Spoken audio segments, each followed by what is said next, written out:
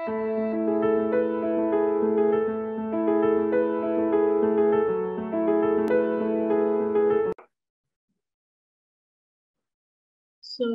good morning, good afternoon, good evening, everybody, and welcome to the webinar today. Please join me in welcoming Charles. Charles is an ECC coach, and he is, with great pride, I say he is a Coach to Transformation alumni as well. Core of Charles lies in people management, and he has provided his advisory services to the same to corporates across sectors like hospitality, oil and gas, health, communications, government, NGOs. So he's been doing that work since quite a long time, almost say 10 years. He's been instrumental in developing two models, primarily IRMP model for workplace transformation and NEST model for mentoring and coaching in workplace. Charles is located in Nigeria, and he has also done a lot of coaching in South Africa, Australia, US, Hungary, India, UK. Charles has authored 27 books. Wow. And has also been a speaker at TEDx. Charles, I'll connect you often to learn the secret of publishing 27 books. That's an honor to have 27 books to your credit. So without much ado, Charles, I hand it over to you, and the floor is yours completely.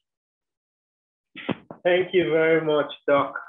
It's good to be here, and I welcome everyone who's joined the conversation today. Looking forward to, sharing knowledge with us.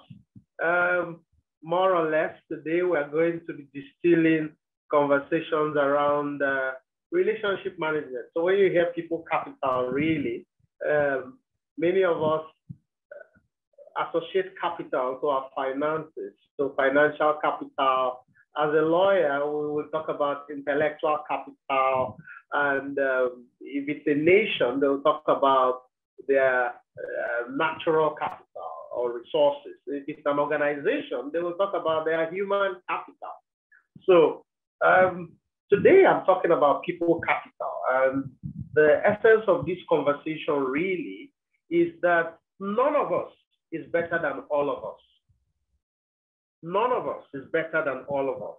And in that sense, you recall how important people are, not only in your life, but the role that they play in where you are today. So where you have been, where you are, and where you will be is all going to be dependent on people. So I hear people also argue that your destiny is in your hands. Don't agree with them. It's half truth. Your destiny is not only in your hands, your destiny is in the hands of other people. And so today, our conversation will be on how to harness, maximize, manage, and address how to acquire people capital, retain people capital, and grow people capital. So just like every other capital, today we're going to be emphasizing the element of people capital and the role that it plays in our lives. With the benefit of this conversation, I'm going to share my screen with all of us. To settle us in, I'm going to share the screen, and more importantly, I would give us a background of how I arrived at where we are headed today in this knowledge sharing session. First and foremost, as a lawyer, I realized that litigation was not the solution to human relations. I realized that litigation was not the solution to human relations. In fact, litigation was like biscuits. In other words, if two people hold a stick of biscuits expecting to get the lion's share, they might end up, one who expects the lion's share might end up with crumbs. And then, hiving off from that, I, in search of more knowledge about how to improve or associate with my environment and the people that dwell in it, I then sought to be trained in mediation. So I obtained accreditation as an internationally certified mediator. That accreditation and the learnings I achieved from that experience had another question. What's the question? If two people can get along, they don't need a third party. As a lawyer, the judge was a third party.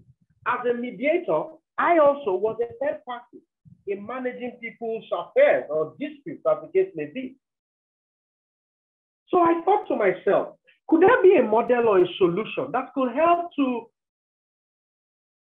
reduce the interference of third parties in human relationships? How would it improve your people capital if you stopped or reduced your propensity to expose your relationships to third parties? As they say, one is company, two is a crowd. So here's something to think about. Everyone you meet, anywhere in the world, everyone you meet is either a bridge or a ditch. A bridge connects you to where you're going. A ditch stops you from getting to where you're going. So relationship management is at the fulcrum of people capital. And the message is very clear. How can I bridge the ditch? And how can I maintain the bridge? So look at a bridge as a yes. When you want something from your boss, when you want something from your spouse, when you want something from your relative, when you want something from your client, and they give it to you, they've done something important. They've connected you to a bridge. But when they say no, that's a ditch. So at the end of our conversation today, we would have been able to bridge ditches. In other words, turn your no to yes, and then maintain bridges by ensuring that those who are saying yes to you today do not say no tomorrow.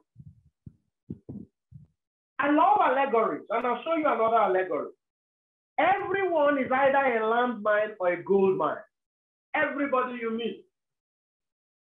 The very interesting thing about a landmine and a gold mine is that both of them are concealed.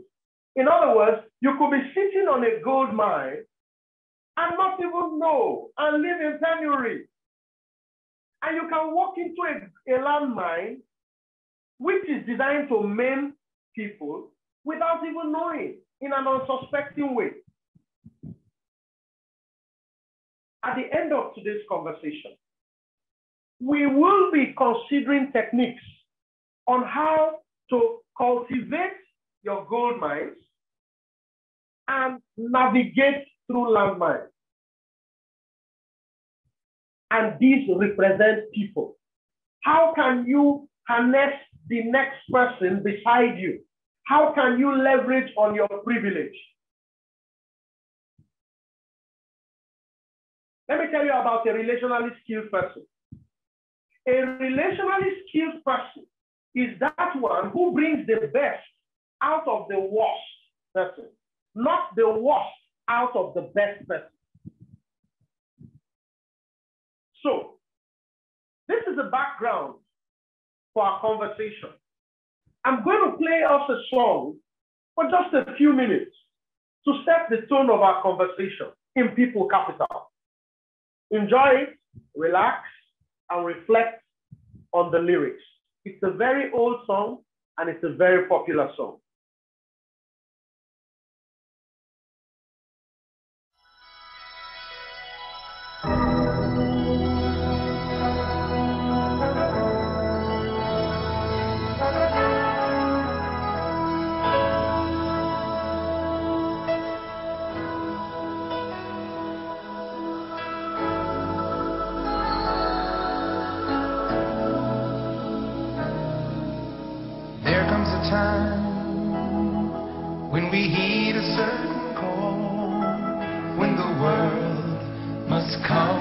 As as one. There are people dying. Oh, when it's time to lend a hand to life, the greatest gift of all. We can go on pretending day by day that someone somewhere will soon make a change. We are a part of God's great big family, and the truth, you know, love is all we need. We are the world. We are the children. We are the ones who make a brighter day. So let's start giving. There's a choice we're making. We're saving our own lives. It's true, we make a better day, just you and me.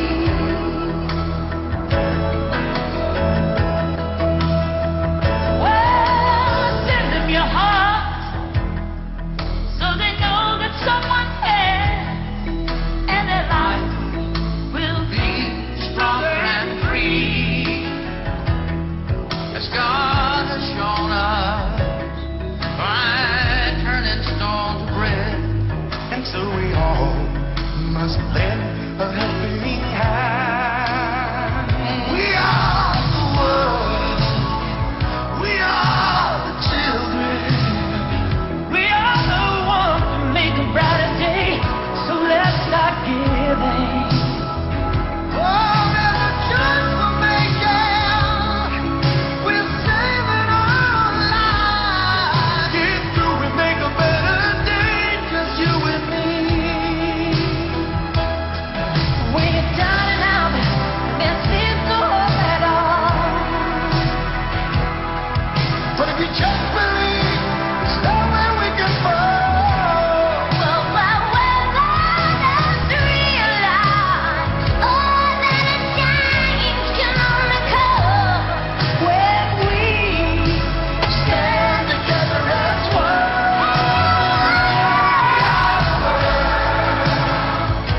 We are the children. We are the ones who make a brighter day. So let's start giving. There's no choice we're making. We're saving our own lives. We'll make a better day, just you and me. We are the world. We are the children. We are the ones who make a brighter day. So let's start giving. There's a choice we're making. We're saving our own lives. It's true, we make a better day, just you and me. We are the world. We are the children. We are the ones who make a better day. So let's start giving.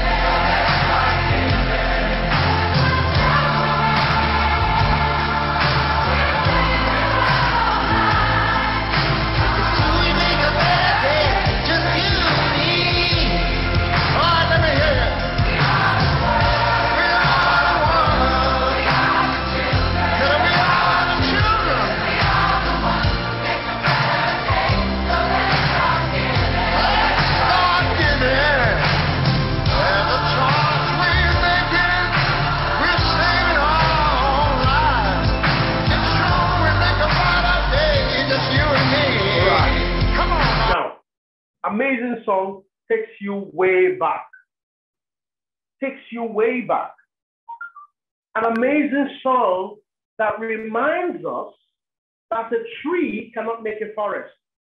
An amazing song that reminds us that the world has been brought to its feet today simply because we have abandoned cooperation and collaboration for competition.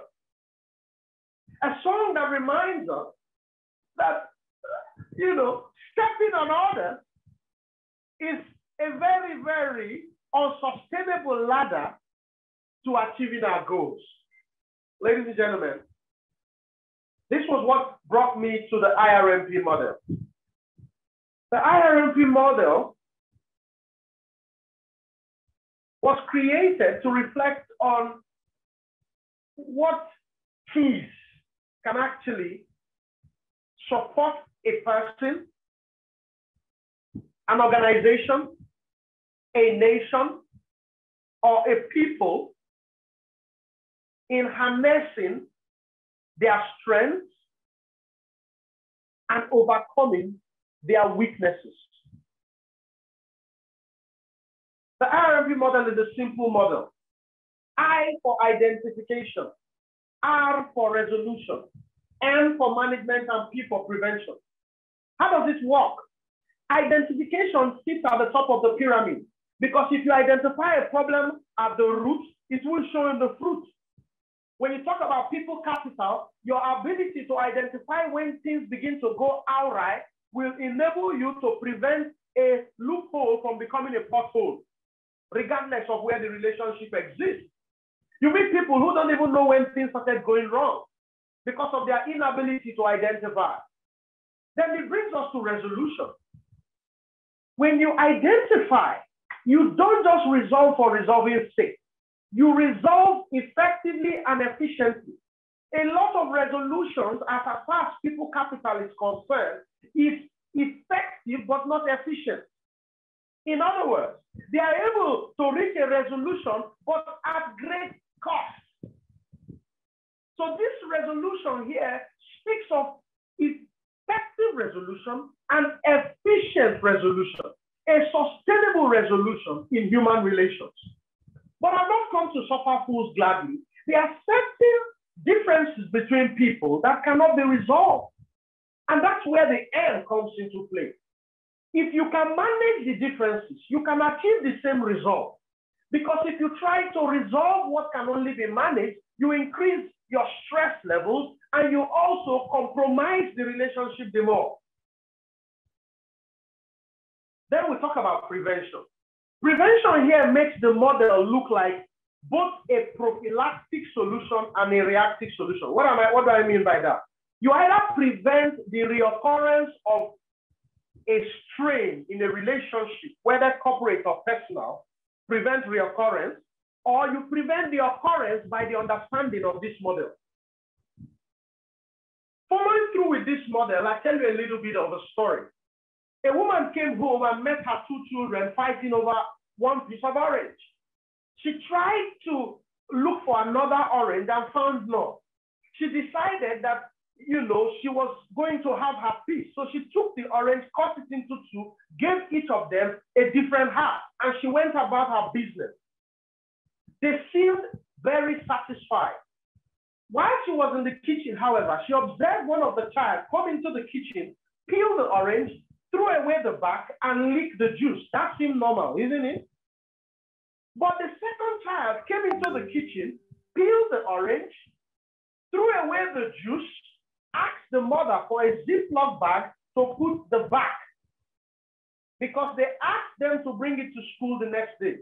Now, are you thinking what I'm thinking? When the mother observed what both of them did with the half of the orange she gave them, she realized she had resolved effectively but not efficiently.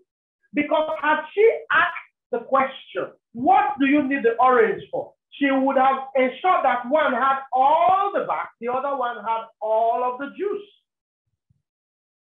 This is just to simplify what the IRMP model stands for in improving people capital. Now, I want you to share in the chat box a behavior that you observe around you in your own personal space, experience, workplace, organization, family, etc., etc., etc. One behavior that you find most annoying, just share it in the chat box. One particular behavior you see exhibited by others that you consider most annoying. Share in the chat box. Just one behavior that you consider very, very annoying. When people do it, it's the trigger for you. It upsets you. You will wonder, why do they do what they do? It brings out the rough side of you. Just one behavior. Share in the chat box. Every one of us.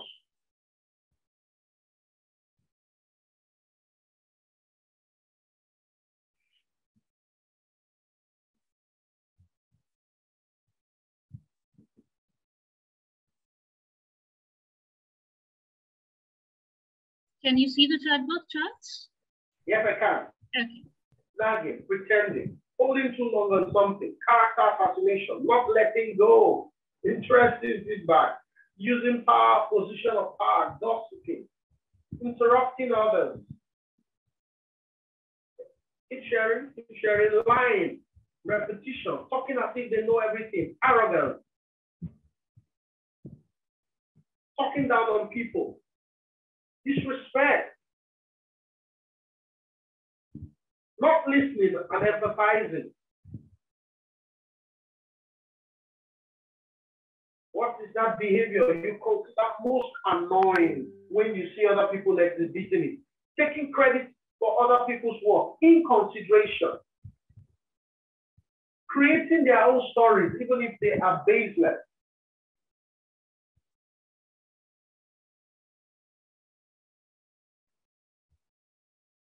Negativity.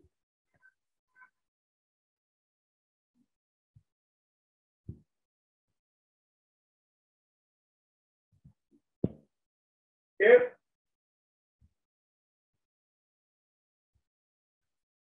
Brilliant, brilliant, brilliant, brilliant. Thank you for sharing. Thank you for sharing. Okay. The reason I asked you to share what you consider most annoying, and you know, if time permits us, I'm going to show us a chart of all the behaviors that we all have shared, you know, with one another. These behaviors are a reflection of what our triggers are. Can I tell you the first rule of relationship management?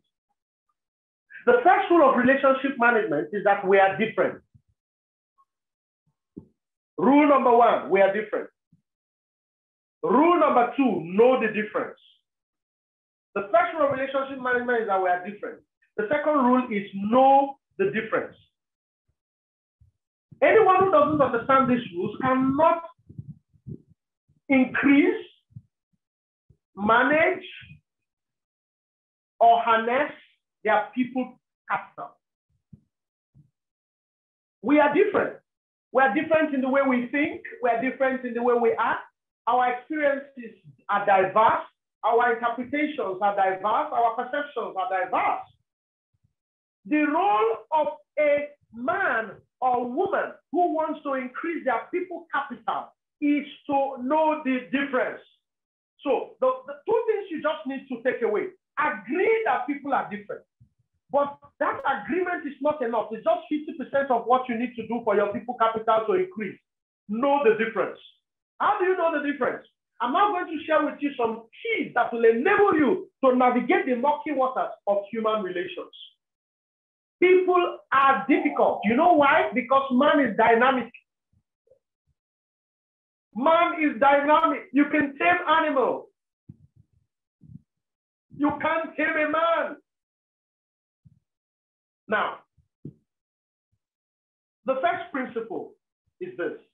I will try to understand before I seek to be understood. Let's simplify what we need to do in order to know the difference. I will try to understand before I seek to be understood. What does this mean?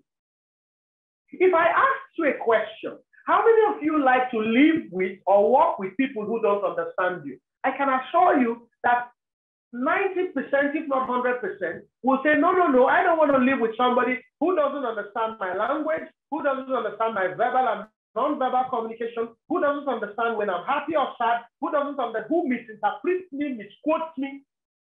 Nobody wants to live with such a person. But if I ask you, how many of us want to live with those or work with those who understand us? They can interpret us correctly. Most of our hands will go up, and that's the natural implication of life. So here's the trick. Before now, what you did was that you were trying to get people to understand you. You tried to make yourself understandable to your spouse, to your colleague in the office, to your business partners, etc., etc. And I'm saying that is good, but there's something better. Instead of you trying to get others to understand you, make it a priority to first understand them. Because when you understand them, they will naturally, by reflex, tilt towards you. Because people tilt naturally towards those that understand them without even knowing that they are tilting. And when they tilt towards you, then you can get them to understand you. You create a win-win situation. This principle is not complicated. It simply means I'm going to put myself in your shoes before I put you in my shoes. And there are about 4 or 5 things that can enable you to understand people. Number 1, you need to listen. Number 2, you need to acknowledge. Number 3, you need to rephrase. Number 4, you need to summarize. Number 5, you need to ask questions. Listen, acknowledge, rephrase, summarize, ask questions, more open questions, few closed questions. Closed questions bring you to the real area of conversation. Open questions encourage exploration. How do you get to understand people? Number 2, I will communicate and not retaliate. Ladies and gentlemen, everywhere you see retaliation, it is as a result of the fact that communication has broken down. I know that people say words are cheap. It's just that it doesn't sit well with me. Words may be cheap, but the effects of words are not cheap. That's the point I'm making. Whatever can kill is not cheap.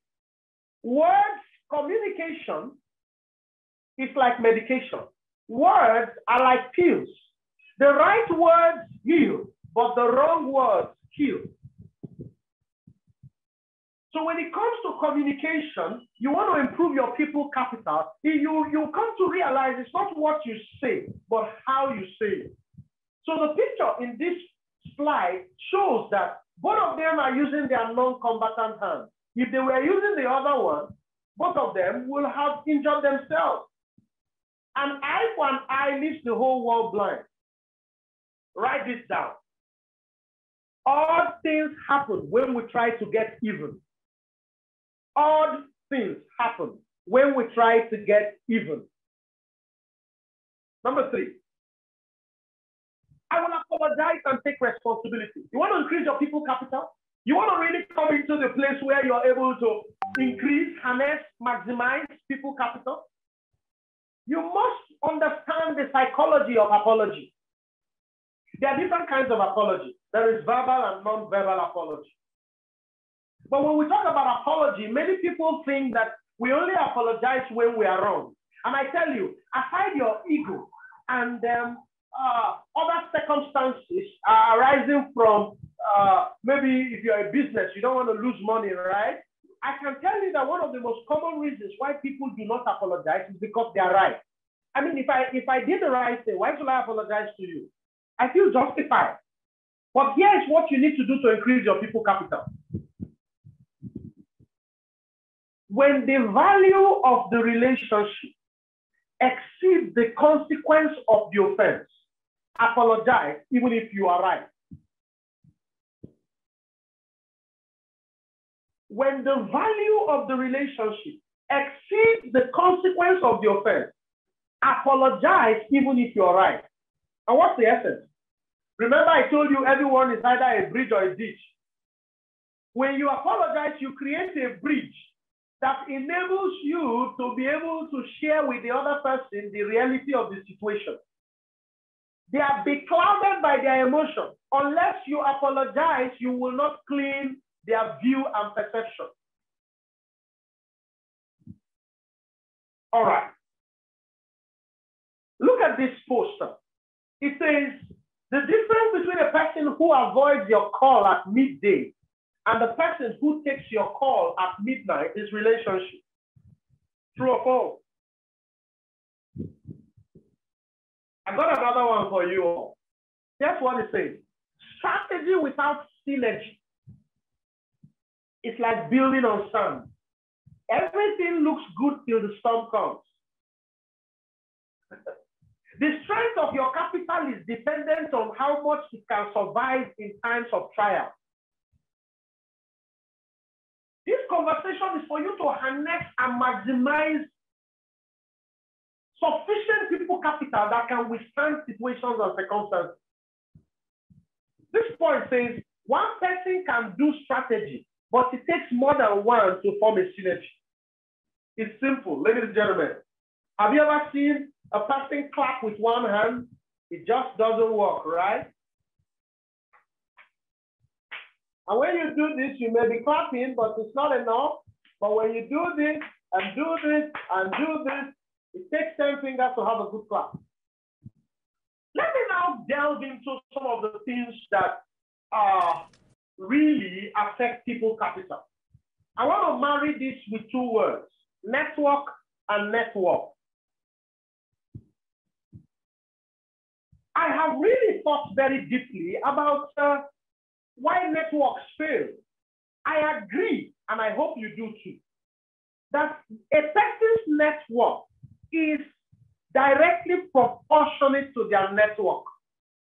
At the beginning of this conversation, I said, where you have been, where you are, or where you will be, positive or negative, will depend not only on yourself, but on other people. So in talking about people capital and improving relationships in this world, I have a few comments to make. Here's the first one. What you sow into relationships is what you reap. Just having the numbers, the contact, and the follows on Facebook or Twitter of rich people doesn't make you rich. Here's another point. Having a strong network is deeper than having business cards and posing, with pictures with important people. It's a lot more than that. That's superficial. I want to take you into the deep waters of people capital. So a person may possess a rich network and still have a poor network. When I take you into the deep waters, I will essentially be sharing with you 7 reasons why there is an anomaly. I have many friends, nobody to help me. I have many people who are in my contact list and nobody to give me a significant business transaction. No one to trust me. What's responsible for that? Here are 7 things you should take note of. Number 1, the reason why networks fail and people's capital is unsustainable is that they are looking for people of worth instead of being a person of worth. Anybody who understands people capital knows there is a time to attract. Nothing can be, you don't have insects attracted to where there's no light. Build a light and they'll come flying by. When sheep graze, they graze in green pasture. Grow the pasture and the sheep will come. Show the carcass and the eagles will gather. Number 2, they are desperate and not deliberate. When people are desperate to cultivate a relationship and grow their people capital, it often never works. There is a difference between desperation and deliberation. When you're desperate, you break rules, you erode values, you want something at all costs, and by all means, you pursue goals that leave holes, and it is often very, very apparent to people of worth that you're desperate. But when you are deliberate means being consistent. Being deliberate means being strategic.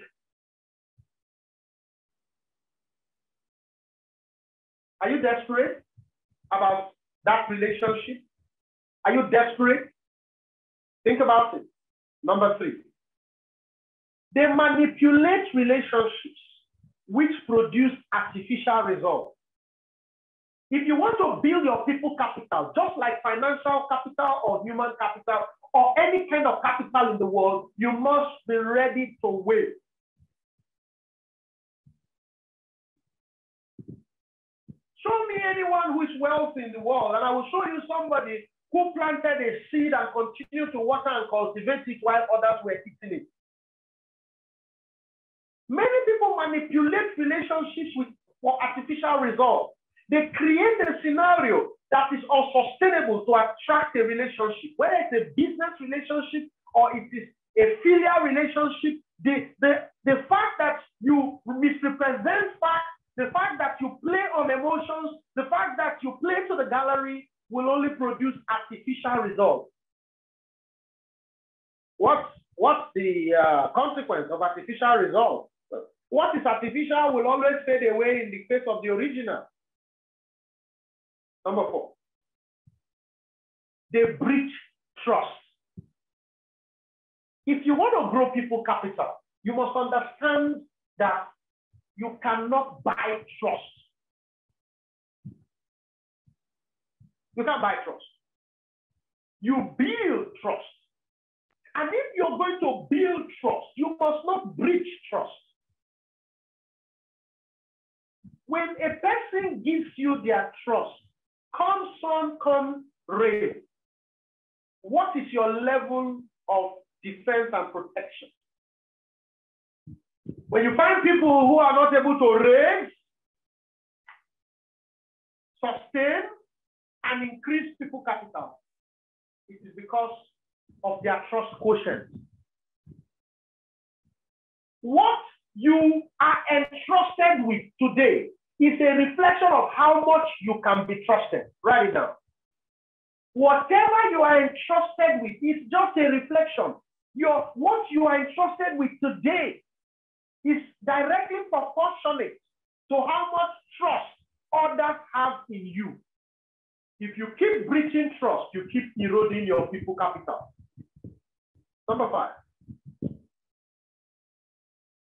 They ask more than they give.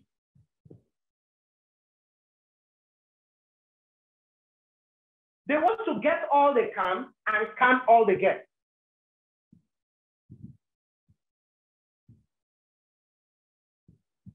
It can't produce sustainable results in this world. People capital. Do you ask more than you give? You get into a business relationship. You want them to go a mile with you, but you won't go a step with them. Think about it. Number 6, they exploit relationships rather than explore options. Let me tell you something about relationship management. It's really interesting for people capital. Ask anybody who has grown well, and they will tell you that they are there's a need for you to have at least 5 streams of income. It is the same with people capital. If you want to raise people capital, sustain it and increase it, you must not focus only on one relationship. This is different from manipulating relationships. Exploiting relationships means that you make one relationship a repository of all your questions, answers, needs, and wants. That relationship is going to run out of capital for you. You want advice? Then. You want coaching? Then. You want money? Then. You want help? Then. You want help? Then. You want wealth? Then. What it does is it leads you to relational bankruptcy. Explore options. Expand your tentacles. I want coaching, I go to A. I want money, I go to B. I want advice, I go to C. I want to hear jokes, I go to D. I want to hear the truth, I go to E. Explore relationships. Number 7. They advertise relationships too early instead of incubating them.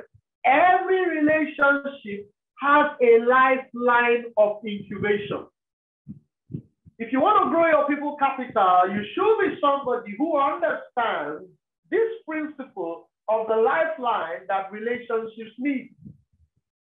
Those who raise capital but cannot sustain the capital They advertise relationships too early. Relationship rushed is relationship crushed. There's so much more to say, but I've run out of time. I'm mindful of the conversation. So Dr. Ash, how much time do I still have? Because I know that I got, very limited time. How's it going at your end? It's wonderful going on, Charles. You can take 5 more minutes if you want. Okay, cool. Thank you, Ash. So guess what? I'll tell you a little bit more. I'm going to run through 9 ways to be respectable. When you talk about people capital, you're well packaged.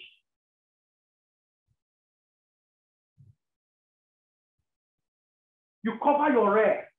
You want to raise people capital. In other words, cultivate valuable relationships.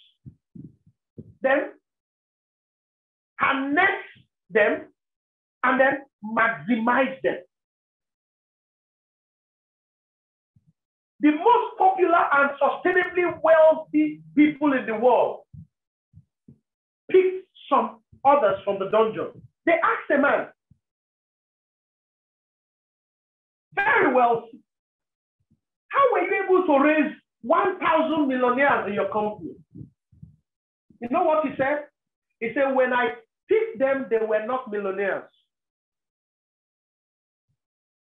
9 ways to be respectable. It's 9 ways to harness the capital that you have raised. Number 1, show respect to others. Respect is reciprocal. Mutual respect is a foundation for any successful team. Number 2, pay the debts you owe.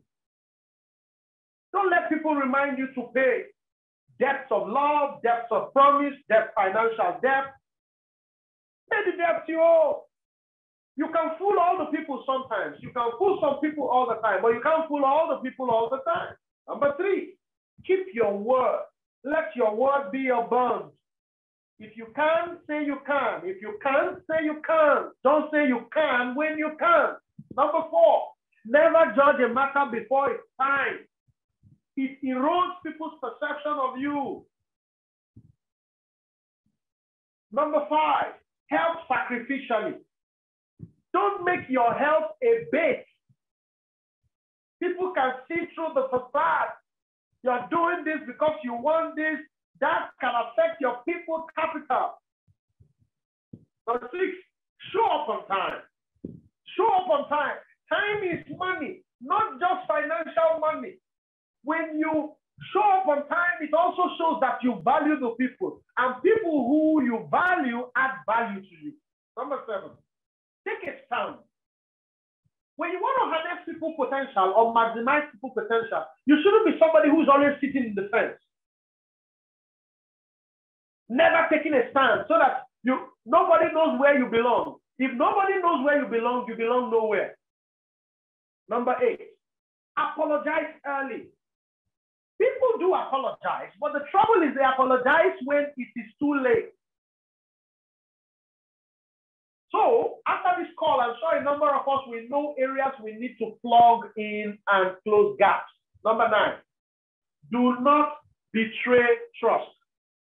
It reminds me of a story of two soldiers. One was John, the other was Jack. They grew up together, went to the army together, found themselves in the same regiment, went to war together, and they were always like peas in a pod. Wherever you saw John, you saw Jack. Where you saw Jack, you saw John. And one day, they were caught in a crossfire at battle. John was saved, but Jack was stuck. When they got back to base and did the head count, it was clear that Jack was still stuck. John was determined to go for Jack. But his regimental leader told him that it's a crossfire. You can't do it, but he was determined. Now, John went, and after a few hours, he returned with Jack. By this time, Jack was dead, and John was, grievously wounded. But then his own regimental leader said to him, I told you it was a waste of time. I told you not to go for Jack. I have the experience.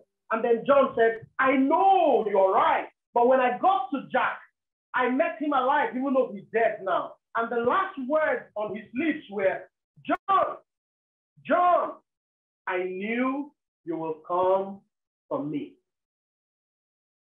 People capital. Thank you very much. All right. Thank you. Thank you so much, Charles. It was wonderful. Love the energy that you brought in the room and fantastic, wonderful insights on people capital management, right? So we have people raising hands. So no more hands. Any questions, you can please put in the chat box or you can raise your hands and I will allow you to speak. Okay. So people are appreciating Charles a lot, wherein everybody is saying wonderful session, brilliant session, wonderful insights. Any question if anybody has? Please feel free to either put it in the Q&A or in the chat, or you may raise your hand as well. So while people are still thinking of the questions, Charles, I have a question here. It's on apologizing. And you said, even if you're right, you apologize, right? And you also said that you apologize early. Now, many of the times when things are nice and good, things are fine, that's not an issue. The issues happen when there is a problem between two people. Now, when you apologize early or when you apologize, even if you're right, doesn't that make you look weak? That's correct. Yes. You know, Dr. Ash, you know what? You know,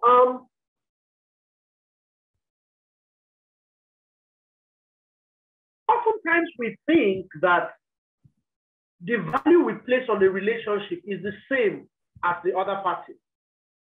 Are you following, Doc? Are you following, Doc? Yes, I'm listening.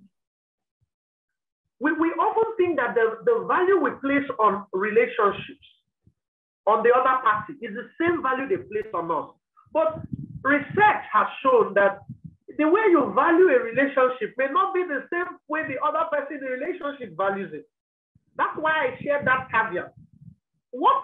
How much value do you place on the relationship? There has to be something you're seeing that the other person is not seeing, which you want to preserve, which the other person wants to bungle. So you're almost like a negotiator who sees the treasure in the trash. So because of that value, don't see yourself as weak. Begin to see yourself as intelligent. All right. Thank you. Upul, I'm going to allow you to talk. I have unmuted you. Yeah, actually, but I really wanted to say is, I think the person first apologize is the strongest. That's my view. I just wanted to say, you know, because there are two other things. The person first to apologize is the strongest. And then, no, I would say in this manner, the person first to apologize is the bravest. And then the person who wish to forget first is the strongest. And then the person who wish to forgive first is the happiest. That's my view, actually. Yes. Absolutely true. Thank you so much, Upul. There's a question, Charles, from Jaydeep. How to manage people capital in office where certain roles are bound to have friction in dealing with each other? Right. Thanks for that question, Jade. Now, as a matter of fact, conflict in the workplace is like night and day. What, however, we should think and reflect on is the fact that conflict is not necessarily a bad thing. It only becomes troubling when it is recurring, either over the same issue or over different things. It may mean that we have different values and different goals. So the way to manage people capital in the office, where you have certain roles that are bound to have friction, is to first identify, understand the parties. I tell leaders, when you put two people who are powerful, two powerful people in the same department, for example, two people who have the same strength in the same department, what happens is that they begin to compete with each other instead of complementing one another. So what you should do is pick two people who are strong with different strengths, not the same strength. That way they complement one another. So it may come with competency matching in the office. Find out who they are, why they do the things they do, what are their fears and concerns, which lead to friction. Is it intra-department or is it inter-department? How long has it lasted? Is it among colleagues, or colleagues and their subordinates, or colleagues and their superiors? These are the questions that will help to give an insight into how to manage workplace conflict. Absolutely. Absolutely. So George has a question: how to manage conflict with children, teenagers, when they insubordinate, disrespect, and choose not to follow the rules of the house? That's an interesting question, because raising children is a life skill. You know, it's tough. Now, every time you see insubordination, it is a reaction to an underlying factor. That's why I said if you identify a problem at the root, it will show in the fruit. So for children, you want to really ask questions. Why do you do the things you do? Why don't you listen to me? Many times we parents don't have time for the children, and they react to our distraction with insubordination. Other times, we don't want to know what their views are. We are so confident about our opinion because we are their parents that we impose it on them. I took my child to a toy store, and he wanted to buy a toy that I thought was useless to him. I didn't know how to convince him that he needed another toy. So I told him, do you want this toy? He said, that's the toy he needs. I said, are you sure you want this toy? He said, yes. Every effort to give him another toy failed. So I accepted. Okay, if that's what you need, no problem. But my acceptance broke his resistance. I said, it's okay. That's what you want. That's okay.